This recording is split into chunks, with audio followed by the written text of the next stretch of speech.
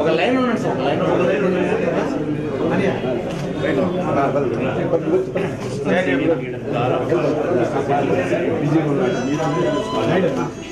Mobile silent పెట్టుకోండి.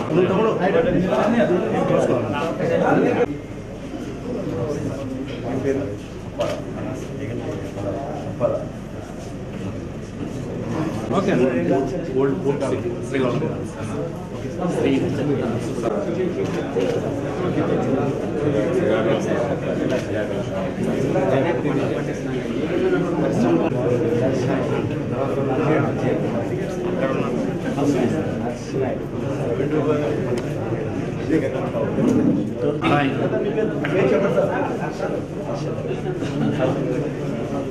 Narayana MPTC మొన్న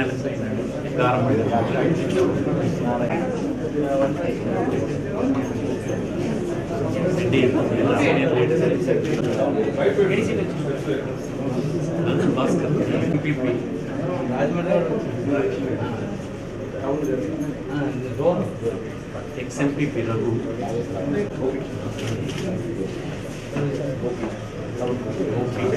విజయ్ కుమార్ ఈమె మొన్న ఎన్నికలు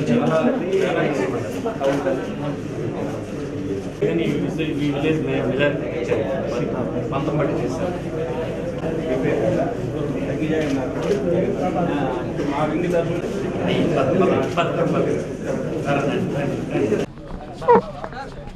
మెల్లగా మెల్లగా మెల్లగా మెల్లగా మెల్లగా మెల్లగా రామారావు అన్న, రవి, ఉమా, రాజేష్ ఈరోజు కాంట్రవర్సీగా కామెంట్ చేశారు, పార్టీలో పట్టించుకోవట్లేదు అనేది. అలాగే కొంతమంది కూడా బయటకు వెళ్ళిపోవడానికి సిద్ధంగా ఉన్నారని వస్తుంది. దానిపైన మీ కామెంట్ ఒక అధ్యక్షుడిగా, పార్టీ అధ్యక్షుడు. అసలు ఎవరైనా చంద్రబాబు నాయుడు గారు పార్టీకి ఎందుకు పోతారు? నాకైతే ఫస్ట్ ఆఫ్ ఆల్ ప్రజల్లోకి ఒక్కసారి వెళ్ళి చంద్రబాబు నాయుడు గారికి మళ్ళీ మీరు ఓటేస్తారని ఒక్కసారి అడగండి, సమాధానం ఒక్కసారి వినండి. ప్రజలు ఎలా ఉన్నారంటే ఇవాళ ఈరోజు ఎన్నికలు పెట్టండి చంద్రబాబు నాయుడు గారిని నేను ఛాలెంజ్ చేస్తున్నాను. 175 స్థానాలకు 167 స్థానాలతో ప్రజలు వైఎస్ఆర్సీపీకి పట్టకడతారు. చంద్రబాబు నాయుడు గారు అనే వ్యక్తి మామూలుగా ప్రజల్లో ఏమనుకుంటున్నారంటే చంద్రబాబు నాయుడు గారి గురించి, మొన్న ఒక కార్యకర్త నా దగ్గరికి వచ్చినప్పుడు అన్న మాటలు ఇవి, ప్రతి నోట ఇవే మాటలు వినిపిస్తూ ఉన్నాయి. ఏమనుకుంటున్నారో తెలుసా ప్రజలు? సార్ పిక్ పాకెట్ చేస్తే 420 కేసు పెడతారు సార్. సార్ ఏదైనా ఊర్లలో చిట్ ఫండ్లో ఏదైనా మోసం చేస్తే పోలీస్ స్టేషన్కి పోతే వాళ్ళు 420 కేసు పెడతారు సార్. మరి చంద్రబాబు నాయుడు గారు ఏకంగా ప్రజలను మోసం చేసి ముఖ్యమంత్రి పీఠం మీదకి ఎక్కేశారు సార్.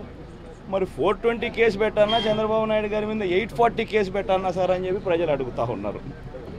ఒక్కసారి ప్రజల దగ్గరికి వెళ్ళి ఒక్కసారి మైకులు ఇదే మాదిరిగానే పెట్టి ఒక్కసారి అడగండి. చంద్రబాబు నాయుడు గారి గ్రాఫ్ ఇంత దారుణంగా పడిపోతూ ఉంటే, చంద్రబాబు నాయుడు గారి పార్టీ మీద ఎవరు నిలబడినా డిపాజిట్లు కూడా రాని పరిస్థితిలోకి ఆ పార్టీ పోతూ ఉంటే, ఆయనను నమ్ముకొని ఆ పార్టీని నమ్ముకొని ఏ ఒక్కరు కూడా ఎక్కడికి పోయే పరిస్థితి కూడా ఎక్కడా ఉండదు. కాబట్టి ఎక్కువ అంతగా ఫీల్ కావాల్సిన పని లేదు. చిన్న చిన్న సమస్యలు చిన్న చిన్నగా సెట్ అయిపోతాయి, ఇబ్బంది పట్టించుకోవాల్సిన పని లేదు. అందులో పాపం గీతమ్మ గురించి మీరు ఏదేదో అన్నారు. పాపం ఆవిడ ఇంటర్వ్యూ కూడా మీరు పాపం కరెక్ట్గా చూసినట్లేరు. పాపం ఆవిడ కూడా ఆ రకంగా కూడా అభిప్రాయం కూడా చెప్పలేదు. పాపం ఆవిడ ఏదో లోకల్గా స్థానికంగా తనకు కొంతమంది లీడర్లతో కొంచెం ఇబ్బందిగా ఉంది అని చెప్పింది పాపం. అంతకన్నా ఆవిడ కూడా పాపం ఎక్కువ చెప్పింది కూడా లేదు. దాన్ని అనవసరంగా మనం ఎక్కువ ట్విస్ట్ చేయాల్సిన పని లేదు. రుణమాఫీ మీద చంద్రబాబు అడుగులుగా నిలదీస్తూ ఉన్నారు సార్. సో మీరు కూడా మాట అన్నారు సార్, అధికారంలోకి వచ్చిన తర్వాత చంద్రబాబు ఖచ్చితంగా ప్రజలు నిలదీస్తారని. ఇప్పుడు అదే జరుగుతుంది సార్. సో దీని మీద మనం పోరాటం ఏ విధంగా చేయాలనుకుంటున్నాం? చంద్రబాబు నాయుడు గారు ఎంతటి దారుణమైన అబద్ధాలు చెప్పే వ్యక్తి అనంటే, మొన్న చంద్రబాబు నాయుడు గారు ఏలూరుకు వెళ్ళినప్పుడు ఆయన స్పీచ్లో కొన్ని విషయాలు నేను ఒకసారి గమనిస్తే, ఎర్రచందనం అమ్మి దాంట్లో నుంచి రుణమాఫీ చేస్తానని అని ఇంకొక అబద్ధం అదే. నాకైతే నిజంగా ఆశ్చర్యం అనిపించింది నేను మాట్లాడుతూ ఉంటే. కారణం ఏంటంటే, మొన్నటికి మొన్న ఒక మంత్రి చంద్రబాబు నాయుడు గారికి సంబంధించిన క్యాబినెట్లో ఉన్న మంత్రి, మన అందరం కూడా విన్నాం, పేపర్లో కూడా వచ్చింది, చదివాం, చూసాం, టీవీలో కూడా వచ్చింది. 8,000 టన్నుల ఎర్రచందనం ఉంది, 4,000 టన్నులు మనము ఆక్షన్లో పాడేస్తున్నాం, టన్నుకు 10 లక్షల రూపాయలు వస్తుంది అని చెప్పారు. టన్నుకు 10 లక్షలు అంటే 8,000 టన్నులు ఉంది అని చెప్పి ఆయన చెబితే, 8,000 టన్నులు ఇంటూ 10 లక్షలు అంటే 800 కోట్లు. సరే, చంద్రబాబు నాయుడు గారు ఏమో 15,000 టన్నులు ఉందని అంటున్నారు. సరే పోనీలే, 15,000 టన్నులే తీసుకుందాం. 15,000 ఇంటూ ఆ మంత్రి చెప్పిన నెంబరే టన్నుకు 10 లక్షలు వేసుకుంటే 1,500 కోట్ల రూపాయలు వస్తుంది. అంటే 1,500 కోట్ల రూపాయలు వస్తున్న ఎర్రచందనం చూపించి చంద్రబాబు నాయుడు గారు 1,02,000 కోట్లకు సంబంధించిన మాఫీ చేసేస్తానని చెప్పి ఇంకొక అబద్ధం ఆడుతున్నాడు. అంటే ప్రజలకు ఏమన్నా ఎన్ని టన్నులు ఉన్నాయి, ఎంత డబ్బు వస్తూ ఉంది అన్న సంగతి కూడా ప్రజలకు తెలియదు అనుకొని దాన్ని కూడా మోసం చేసే ఆయుధంగా ఉపయోగపెట్టుకుంటా ఉంటే అసలు ఈ మనిషేనా అని అడుగుతా ఉన్నా. ఇదే చంద్రబాబు నాయుడు గారు నిజంగా మాటికి తను నోట్లో నుంచి వస్తూ ఉన్న మాట ఏమిటంటే, నేను ఎన్నికలకు ముందు నేను మాట ఇచ్చాను, కష్టంగా ఉంది ఇవాళ అని ఇవాళ చెప్తా ఉన్నాడు. ఇదే చంద్రబాబు నాయుడు గారు పార్లమెంట్లో అన్యాయం జరుగుతూ ఉంది అనే సంగతి తెలిసి ఓటేసి రాష్ట్రాన్ని విడగొట్టాడు. ఇదే చంద్రబాబు నాయుడు గారు. దాని తర్వాత రాష్ట్రం విడిపోయింది జూన్ 2వ తారీఖు. జూన్ 2వ తారీఖు రాష్ట్రం అఫీషియల్గా విడిపోతుంది అని చెప్పి కూడా చెప్పడం జరిగింది. ఆ చెప్పడం కూడా ఫిబ్రవరిలో చెప్పినారు. మార్చిలో 1వ తారీఖున చంద్రబాబు నాయుడు గారు 2 మేనిఫెస్టోలు చూపించారు. ఒకటి తెలంగాణ మేనిఫెస్టో అన్నాడు, ఒకటి సీమాంధ్ర మేనిఫెస్టో అన్నాడు. రాష్ట్రం విడిపోయిన తర్వాతనే 2 మేనిఫెస్టోలు ఇలా చూపించి, 2 మేనిఫెస్టోలను రుణాలు మాఫీ చేసేస్తాను, డాక్రాక చెల్లెమ్మల రుణాలు మాఫీ చేసేస్తాను, రైతన్నలకు సంబంధించి మొత్తంగా రుణాలు మాఫీ చేసేస్తాను అని తనంతకు తానే 2 మేనిఫెస్టోలు చూపించాడు. అంతటితో ఆగలేదు. మేనిఫెస్టో చూపించిన తర్వాత ఏప్రిల్ 11వ తారీఖున ఎలక్షన్ కమిషన్కు లెటర్ కూడా తానే రాశాడు.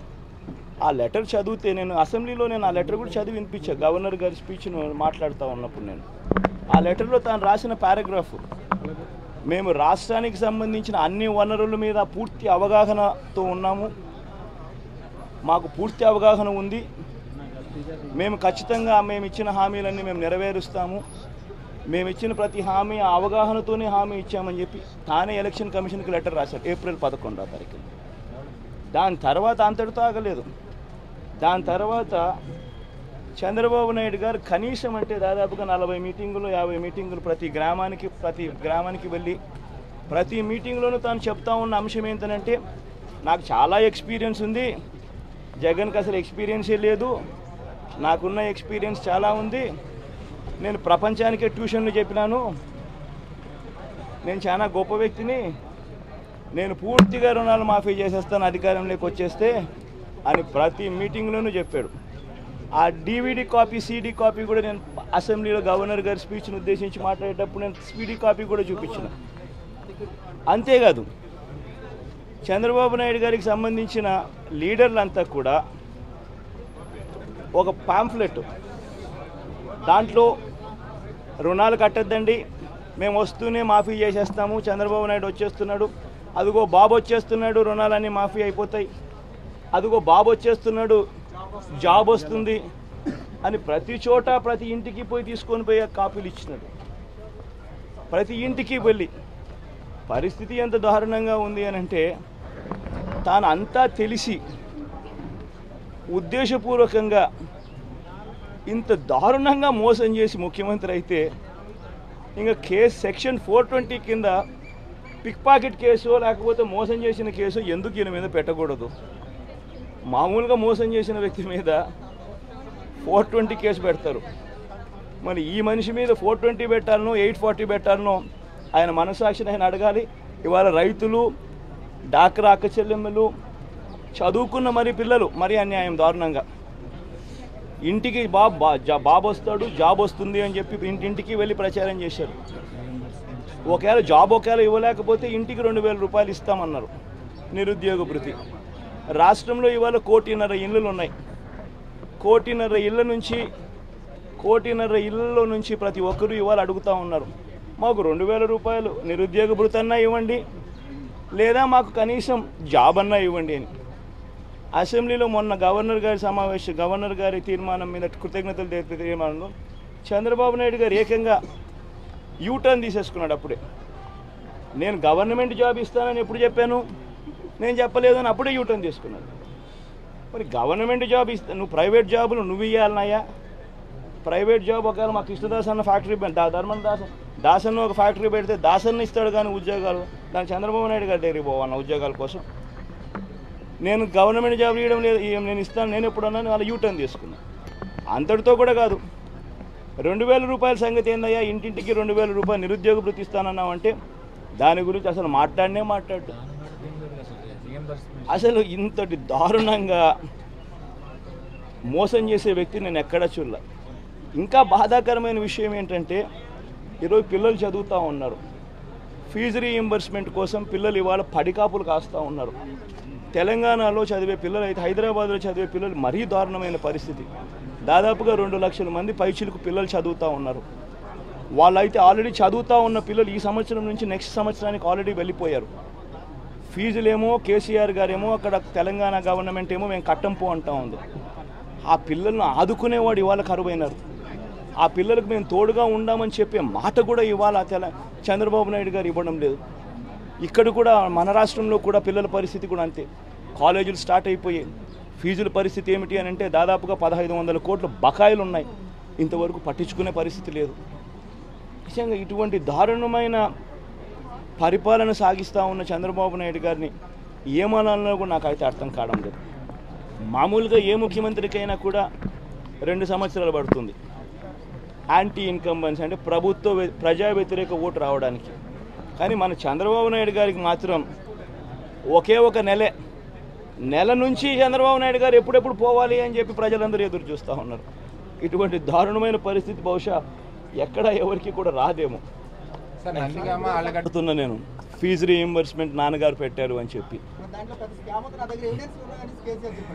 మా ఒకటి విషయం చెప్తున్నామ్మా, చదువుకుంటున్న పిల్లల ఖాతాలు లేకపోతుంది. దాంట్లో స్కామ్ అని ఎవరైనా అంటే నిజంగా ఇచ్చే సద్గుణం లేకపోయినప్పుడు, ఇచ్చే భావన, ఇచ్చే ఆలోచన, ఇచ్చే ఉద్దేశం, ఇచ్చే మంచి ఉద్దేశం లేనప్పుడు ఆటోమేటిక్లీ దాంట్లో స్కామ్ ఉంది, అందుకే అది మానేస్తున్నా ఇది మానేస్తున్నా అని చెప్పడం ఏమన్నా భావ్యమా? ఆ ఇచ్చే 35,000 రూపాయలతో ఆ పిల్లోడు కాలేజీలకు వెళ్తాడు. ఆ 35,000 రూపాయలతోనూ ఆ పిల్లాడు చదువుతాడు. ఆ చదివేది ఆ పిల్లాడు బ్యాంక్ అకౌంట్ లేకపోతుంది. దాంట్లో స్కామ్ ఉంది అని చెప్పి ఒక అన్యాయమైన ఒక ఆరోపణ చేసేసి స్కీమే ఎత్తేసే కార్యక్రమం చేస్తూ ఉంటే అసలు వీళ్ళు మనుషులేనా అని అడుగుతా ఉన్నా. నిజంగా ఇంతటి దారుణమైన మాటలు కూడా మాట్లాడడం కూడా అన్యాయం. Thank you.